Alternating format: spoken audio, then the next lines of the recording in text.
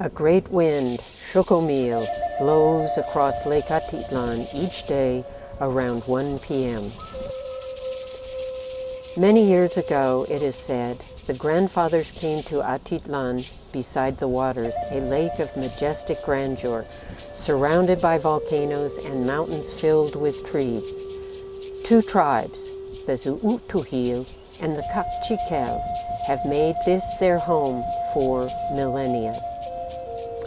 In the early times, the grandmothers told the story of two lovers, one from the Zuutuhil and one from the Kakchikel, who were forbidden from being together. They met clandestinely on the banks of Lake Atitlan. One day, when they both met at the lake, they fell in and drowned, and the wind Chocomil began to blow. The grandmother of Chocomil said, "Every day my granddaughter becomes angry when she cannot find her lover. The waters roil and boil as her spirit sweeps across Lake Atitlan from 1 in the afternoon to the evening. Or are the two lovers' spirits united only to part until tomorrow?"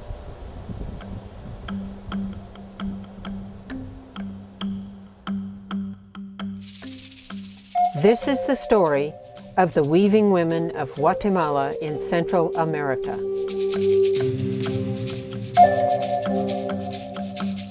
Prior to the Spanish conquest, the Maya women did not wear anything here. They wore necklaces and in the wintertime probably wore something, but basically the designs came about by the Spanish wanting to know where the women originated so they could peg them into this slot or that slot. The patterns on the textiles have been for many, many years handed down from mother to daughter. For the most part, you can tell where a woman is from by the huipil that she is wearing, what we would call a blouse. This particular huipil is from the town of Nahuala. The women took a lot of their design elements from the, what we call ruins now, but they were a part of their cities and towns, and then they would have a design that they would put together. The colors were natural up until the mid-20th century when they began to use acrylic colors. In the 18th and 19th centuries, they began to use silk. That one's silk, isn't it beautiful? Esa es de seda, con animalitos de... So you can see in some of their textiles the silk, which gives a sheen, a brilliance, and of course today those are much more expensive.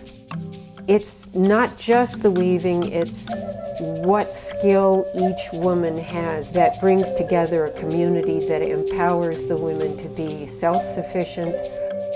What I found with all of the women is that education is critically important, and they're very, very interested in their young daughters being more educated, particularly in matters of sex and female development. For the most part, the women have left their husbands due to abuse.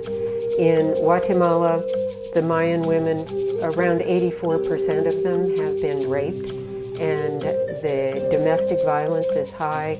They are now, because of their artisan work and creating the communities of women for their works, are becoming more and more empowered and are saying to their husbands, if they are abusive, that's the end of it. And as a result, their efforts are going towards their children's education and their community's development.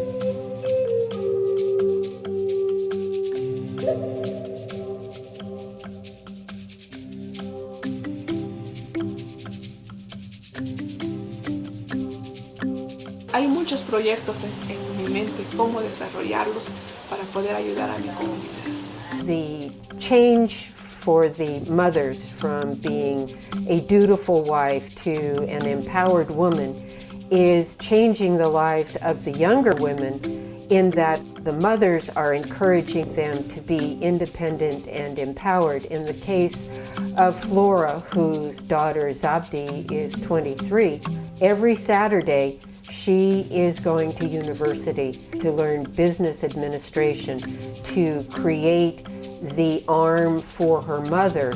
As her mother said in a couple of workshops, my daughter is my right arm. She does the computer, she does the bookkeeping, the shipping of the goods, and so on. And another woman in San Juan who showed me how she was dyeing some yarn, her daughter was right there helping out, and she was half in the traditional traje and half not, but she was timing the process with her cell phone. So the younger women are looking at that next step, and they are looking at the education, and it's very important to them. The very first thing that they would start talking about is how important their association was to their children, to their family, and how their children could grow and be more educated. And as they were speaking, you could see the tears welling up in their eyes, and how strong the feeling of family and community was within them. Yo soy la presidenta, mi nombre es Carmen Francisca Opan. On a scale of 1 to 10, the importance of family to the women with whom I was speaking is probably around 50.